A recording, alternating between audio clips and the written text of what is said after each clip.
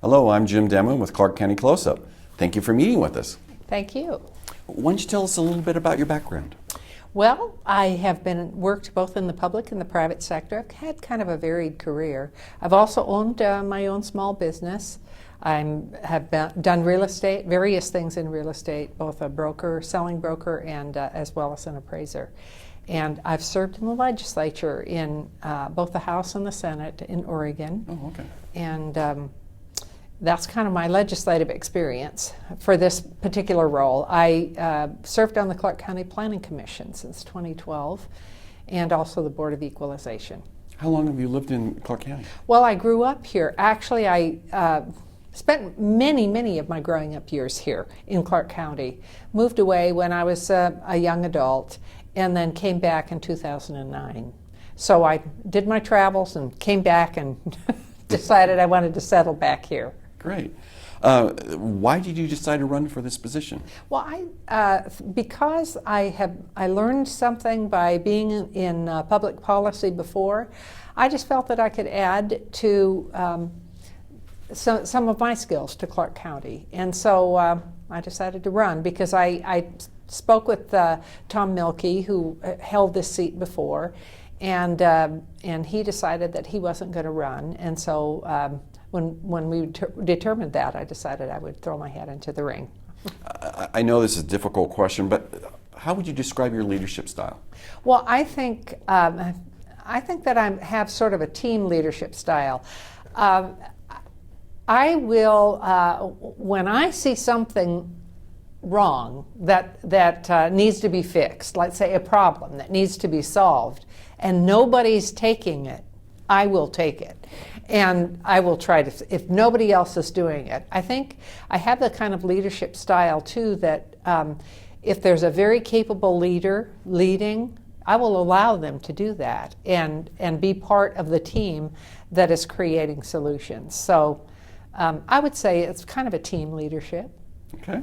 Now, we're taping this in mid-January, and we've already had to cancel this interview once because of the snow. So when viewers are watching this, they understand there's been quite a bit of snow days and issues. So how have you been dealing with the transition during this period and learning the new role? It's like any time that you have a new position, when you move to a new job or anything, there's a slight learning curve. And of course, as entering into the county, there are many departments and divisions within the county. And right now I'm going through an orientation process where I'm able to meet with division heads and department heads and then meet some of the senior leadership in each. And they tell us about their particular department and what they do and that sort of thing. It's been very interesting, and of course I knew that there were a variety of things that the county did, but it's really nice to meet the leaders of those departments right face to face and their senior leadership. Now, how have you been interacting with the public? Well, just having come off a campaign where I was really campaigning from early March through November, I really feel like I am taking a break from that, or I have taken a break, through the holidays, through Thanksgiving and Christmas and everything. And we'll be gearing up with that again once I'm settled in the position. And of course, I get emails and phone calls already since I've started, and I respond to those. But it's a matter of just keeping in contact with individuals, both that contact us at the county or contact me, and those that have supported me in the past, seeking out some of their wisdom. Okay. Now, what are your top priorities for the next few months? Well, I am a real efficiency type person. I like to see really efficient things moving. And we were just introduced with a project-based budget, I think they called it, and where we're going to, program-based, and where we're going to see all of the programs that exist, and they're going to go through a series of exercises to find out exactly what the program does, et cetera, and how well it's doing, and where does it fare on the scale of 1 to 4. that sort of thing. And I think that it will help us policy-wise to see what's required by law, what are we supposed to do there in the county that the state gives, they send us laws and then we have to implement those laws. And that's part of the program analysis too. And see what we can do, how we can benefit the citizens the best and make the best use of our money. So that coming up is really going to be, I think, a really good thing, and it'll be about a 6-month process, as I understand it. We had a work session on it recently, and I also learned about a program that Maricopa County is implementing or has implemented for their some different departments that handle regulatory things. So for our county, it would be things like whether it's wastewater or permitting or many of those things and land use, those things that state laws govern, and we have a regulatory function. What they did was they got stakeholders, people who use the service as well as those who maybe know the law, to take a look at these and have comments about how they could work better. And from the article that I read about it, and I plan on speaking to some of the councilors there, or commissioners in Maricopa County, to see exactly how it worked for them. But they were just really praising how it had worked there, how they had made maybe 150 suggestions for, I think, 6 different areas. And I think they took around 105 of those suggestions and implemented them to make it a smoother process, not doing redundant things from one department to another, maybe combining efforts, that sort of thing. And that's one of the areas, this efficiency thing, government efficiency. Then the other thing is, and what I mainly ran on and felt like I wanted to run, was because I represent the rural part of the county, and land use issues in the rural part of the county are very important to them, and I don't think they've had the listening ear of all of the councilors. So we're going to have a land use hearings board because there have been appeals made against this comprehensive plan, and that's happening in early February. It was also postponed because of the weather. So otherwise we would have known earlier. But once we hear about what the hearings officers and the hearings board says about these various appeals, they're from 3 different groups, we'll see what happens with that comprehensive plan, if anything more needs to be done with it. So those are some big chunks. I think. I was say anything longer term that you. Well, that would I actually see the land use thing as a more of a long-term thing, and it's an ongoing thing to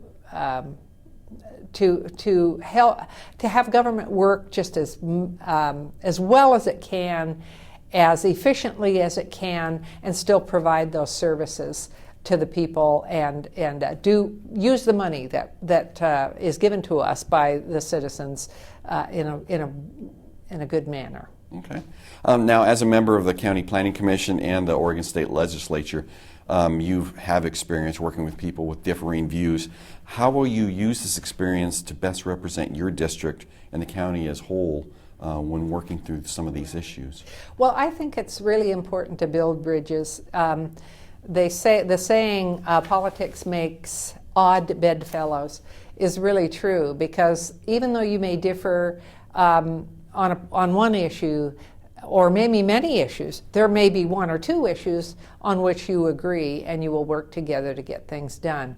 I don't see this board as having huge issues that we differ on terribly, but whatever it is, I would want to try to persuade my fellow councilors in whatever way that I was going to go. As far as the constituency, the county at large versus my district, I think that most of the people in the county, I would say the majority of the people in the county, probably want the same end.